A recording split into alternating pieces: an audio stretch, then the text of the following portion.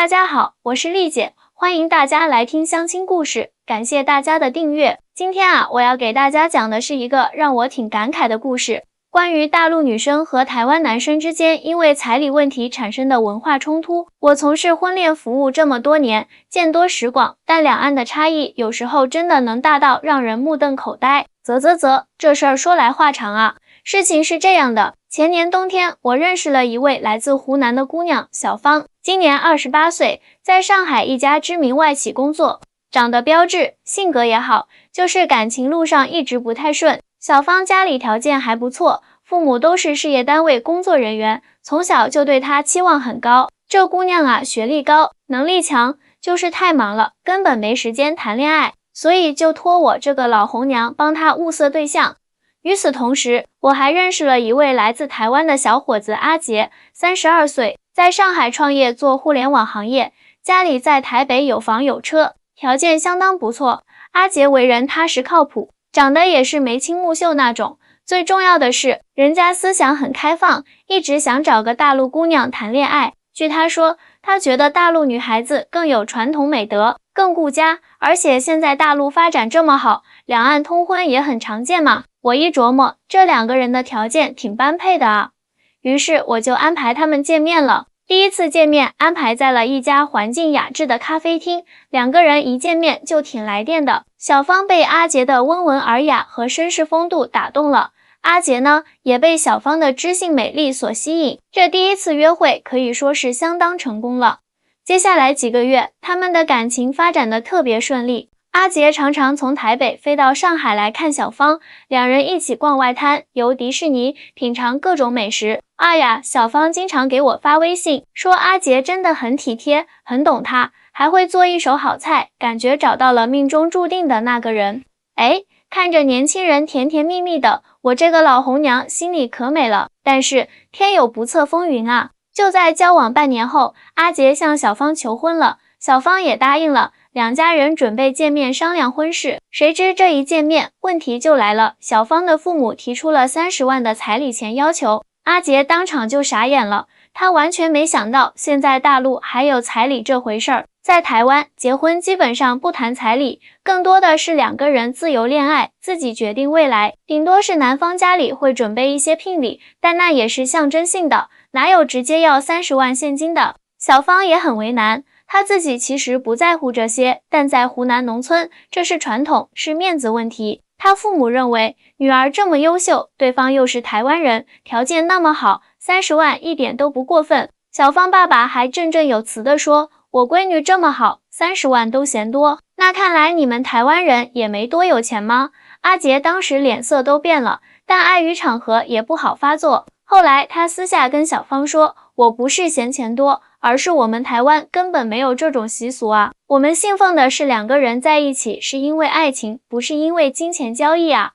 这下可闹大了，小芳夹在中间左右为难，一边是疼爱自己的父母，一边是相爱的未婚夫，这可怎么办呢？我作为红娘，当然要出面调解啦。我先是私下找小芳父母沟通，解释台湾的婚恋文化确实与我们不同，建议他们可结果小芳妈妈一听就急了，凭什么我们要迁就他们？我们这是传统，是文化，让他们入乡随俗。再说了，现在彩礼这么高，我们这个要求算是很克制得了，好吧？然后我又去找阿杰谈，希望他能理解中国大陆，特别是一些地区的传统习俗。阿杰虽然表面上很礼貌地听我说，但我能感觉到他内心的抵触。他说，丽姐，我真的很爱小芳，但这种直接用金钱来衡量一段感情的做法，我接受不了。在台湾，我们看重的是两个人能否相互扶持，共同成长。家庭的经济状况是我们两个人一起努力的结果，而不是一开始就要男方付出这么多。这事儿一时半会儿还真不好解决。小芳每天以泪洗面，阿杰也是闷闷不乐。我作为红娘，看着一对有情人要被彩礼问题拆散，心里那个着急啊。没想到事情的转折点出现了。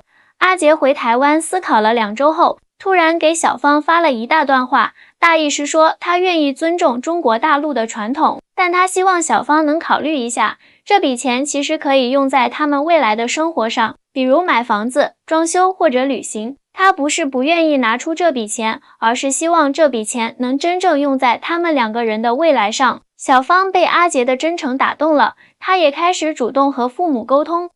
经过一番激烈的争论后，小芳父母终于松口，同意把彩礼降到15万，而且这笔钱将全部用于小芳的嫁妆，等于是还给小两口了。眼看事情有了转机，我心里刚松了一口气，没想到阿杰却突然变卦了。他跟小芳说，经过这件事，他发现两人之间的文化差异可能比想象中大得多，不仅仅是彩礼问题，还有对家庭、对金钱、对生活方式的理解都存在巨大分歧。他开始怀疑他们是否真的适合走到一起。小芳听了这话，整个人都崩溃了。她给我打电话哭诉说，丽姐，我真的很爱他，我愿意为他改变，愿意接受台湾的文化和生活方式。可是他为什么不能理解我的处境呢？我也很为难啊。这个时候，我才真正意识到两岸的婚恋观念差异有多大。在大陆，特别是一些传统地区，彩礼是对女方家庭的尊重，是男方对婚姻的承诺。而在台湾，婚姻更多是两个人之间的事情，更强调个人选择和自由。最终，在我的再三劝说下，小芳决定亲自飞去台北找阿杰当面谈谈。在台北，小芳亲眼见识了台湾的婚恋文化，情侣们自由恋爱，结婚时更注重仪式感而非物质交换。新婚夫妇通常靠自己打拼，而不过度依赖父母。这次台北之行让小芳的观念发生了巨大变化。她回来后跟父母长谈，表示希望按照自己和阿杰的意愿来安排婚事。令人惊讶的是，在看到女儿如此坚定后，小芳的父母终于妥协了。然而，问题并没有这么简单的解决。阿杰在经历了这一系列的风波后，心里已经有了芥蒂。他开始质疑，如果连结婚这件事都要经历这么大的文化冲突，那么未来的生活会不会充满更多的不理解和摩擦？这种疑虑让阿杰越来越踌躇不前。最后，在一个雨夜，他给小芳打了电话，轻声说道：“小芳，我很爱你，但是我觉得我们之间的差异可能真的太大了。我不确定我能不能适应你们家庭的期望和传统。我想，也许我们需要冷静一下，重新考虑我们的关系。”小芳听到这话，心都碎了。她把这个消息告诉我时，我也不禁叹了口气。哎，这多好的一对啊，就这么被彩礼问题给拆散了。我在这一行打滚这么多年，见过太多因为彩礼问题闹得不欢而散的情侣，但没想到连两岸恋情也会栽在这上面。这事儿传出去后，我的客户圈里炸开了锅，不少人开始讨论起两岸婚恋文化的差异。有人支持小芳父母，认为彩礼是中华传统，理应尊重；也有人觉得台湾的婚恋观更自由，更尊重个人意愿。大家七嘴八舌，各抒己见。我趁机做了番调查，这才发现两岸在婚恋观念上的差异真的不是一星半点。在大陆，特别是像湖南、江西这样的传统地区，彩礼已经成为结婚的必要程序，金额从几万到几十万不等，有些地方甚至出现100万彩礼。这背后既有传统文化的因素，也有面子观念和攀比心理的推动。不给彩礼，在一些地方简直就是对女方家庭的不尊重啊！而在台湾，结婚更注重的是两个人的感情和共同规划，婚礼多由新人自己操办，父母更多是给予祝福而非干涉。虽然也有一些传统仪式和聘礼，但基本上是象征性的，很少涉及大额现金交易。台湾年轻人结婚更多考虑的是两个人能否相处融洽，有无共同理想，而非对方能给多少彩礼。这种差异不仅体现在结婚仪式上，更深刻地反映了两地人们对婚姻本质的不同理解。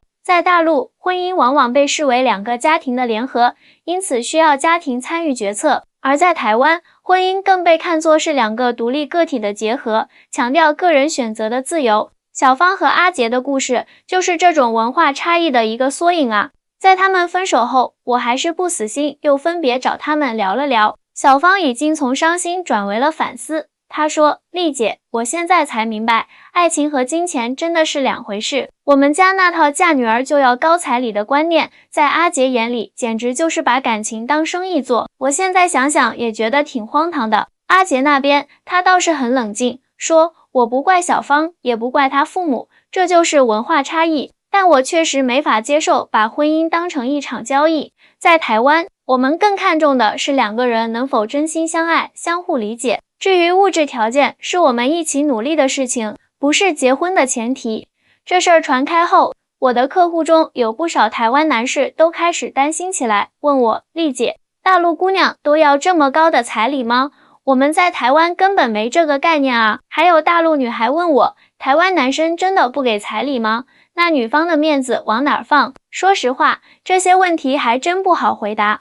我只能告诉他们，两岸确实存在文化差异，如果想跨海谈恋爱，就得提前了解对方的文化背景和家庭期望，做好心理准备和沟通工作。小芳和阿杰的故事在我的朋友圈里引发了广泛讨论，有人认为小芳父母太过分了，有人则觉得阿杰不够尊重传统。但我觉得这事没有对错，只是两种不同的婚恋观念在碰撞罢了。后来我又接手了几对两岸恋情，有成功的，也有失败的。成功的案例无一例外都是双方在文化差异上做了充分沟通和妥协。有一对，女方是北京姑娘，男方是高雄小伙，他们一开始就坦诚相见，把彩礼、婚礼、未来住哪儿等问题都摊开来谈，最后找到了双方都能接受的方案。这让我意识到，两岸婚恋虽然存在障碍，但只要真心相爱，愿意相互理解和尊重，这些问题都是可以克服的。反而是那些一开始就抱着我的文化习俗必须被尊重态度的人，往往难以修成正果。其实说到底，无论是大陆还是台湾，我们都希望婚姻能带来幸福。只不过，对于什么是幸福，每个人、每个地区都有不同的理解罢了。在这个故事发生半年后，我又遇见了小芳。那天她来我办公室喝茶，看起来恢复得不错，整个人比之前更有自信了。她告诉我，这段感情虽然没有修成正果，但让她对婚姻和爱情有了全新的认识。丽姐，说实话，经历了这些事，我反而觉得台湾的婚恋观念挺好的。小芳捧着茶杯，若有所思地说，他们更注重两个人的感情和相处，而不是外在的物质条件。我现在明白了，真正的爱情应该是两个人互相扶持，共同成长，而不是用金钱来衡量。我点点头，心想这姑娘真的成熟了不少。小芳继续说道，我和父母也谈了很多，他们一开始确实很传统，认为高彩礼是对女儿的重视，但现在他们也明白了，女儿的幸福才是最重要的。与此同时，我也偶尔和阿杰保持着联系，他回台湾后，把这段经历分享给了身边的朋友。让他意外的是，很多台湾朋友都表示理解大陆的彩礼文化，认为这是历史传统的延续，也是对女方家庭的一种补偿。阿杰说，这让他对大陆文化有了更深入的了解。虽然他个人还是无法完全接受高额彩礼，但至少能够理解背后的文化含义了。丽姐，我感觉两岸的年轻人其实都在变化。阿杰在视频通话中告诉我，在台湾现在也有人开始重视传统文化，而在大陆也有越来越多的年轻人追求自由恋爱。也许未来我们的婚恋观念会越来越接近吧。这话倒是提醒了我，确实这几年我接触的年轻人中，无论是大陆还是台湾的，思想都越来越开放了。大陆的年轻女孩子不少已经开始反对高额彩礼，认为那是物化女性。台湾的年轻人也越来越重视中华传统文化，婚礼中会加入更多传统元素。或许随着两岸交流的增多，这种文化差异会慢慢缩小吧。毕竟爱情的本质是相互理解和包容，而不是拘泥于形式和传统。这个案例也让我在之后的红娘工作中更加注重文化背景的匹配。每当有两岸青年来相亲，我都会提前和双方聊一聊各自的婚恋观念，避免因为文化差异导致的误会和冲突。有一次，一位台湾的男士向我抱怨说，大陆女孩太现实，动不动就问房子、车子、彩礼；而一位大陆姑娘则吐槽台湾男生太抠门，谈恋爱都要 AA 制。我笑着告诉他们，